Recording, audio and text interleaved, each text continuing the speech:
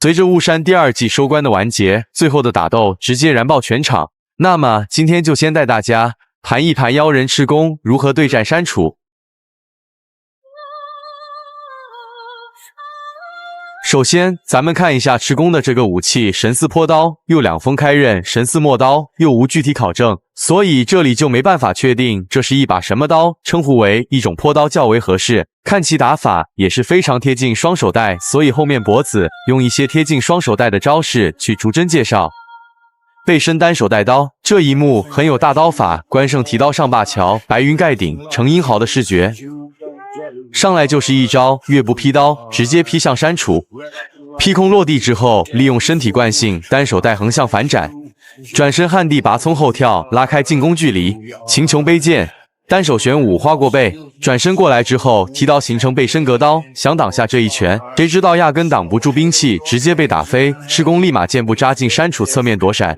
你别看这删除长得吓人，进攻也猛，但是他后摇贼大，每一拳都带着惯性后摇出手。就拿这一针来说，这一拳强悍的同时还做出了舍身行为，那这个力道就更加凶狠。舍身出招，那带来的弊端就是后摇贼大，这里也是彰显了删除瞧不起妖人的一种打法。独步双手带，冲拳硬刚跃身劈刀。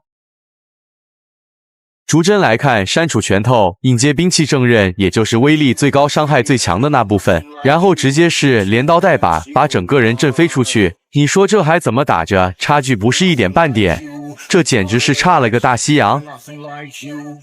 而且赤宫反应也是非常快，挑把增加进攻距离，扩大兵刃挥击威力。因为他的下一招是从下往上撩，那么兵器的进攻点从上段转到下段，再往上段撩击。那最初的上段转下段即为蓄力过程，拉长兵器挥动距离，扩大兵刃威力。这一点就已经说明赤宫意识到了，要想打得过，就要先破防传统兵器，想要增加威力，只能增加挥动距离。弓步云平前斩，背身甩刀，这是直接拖把行为，把刀甩出去，再接着现实肯定是做不到的，属于花活。转身挥臂，使其旋刀，旋风劈，前越弓云劈刀，这注入灵魂真的是不一样，还真是第一次见玩这么秀的长柄刀。双手带力，利用被打下来的惯性，顺势往上挑击。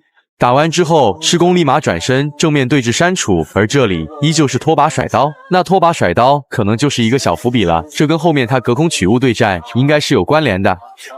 前弓步挑刃，旋子转体拉开距离，抓转身后摇直拳重击造成拖把，转身撩脚向上给力，使其旋刀。1080转身回旋踢。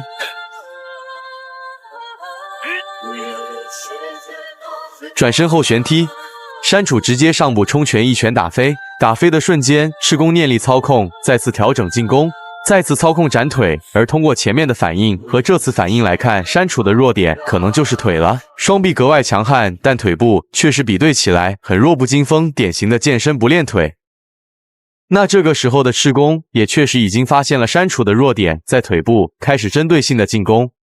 双掌合十，夹击兵刃，而删除的打法一改常态，他认为兵刃已经对他有威胁性了，必须要限制。这就是双方博弈之中的智力与武力并存。为什么说雾山优秀？他的每一场打戏都非常注重战斗逻辑，而且双方武力智力都非常的高，所以才有见招拆招，你进我退，你退我打的战斗风格，并不是什么无脑武力对拼。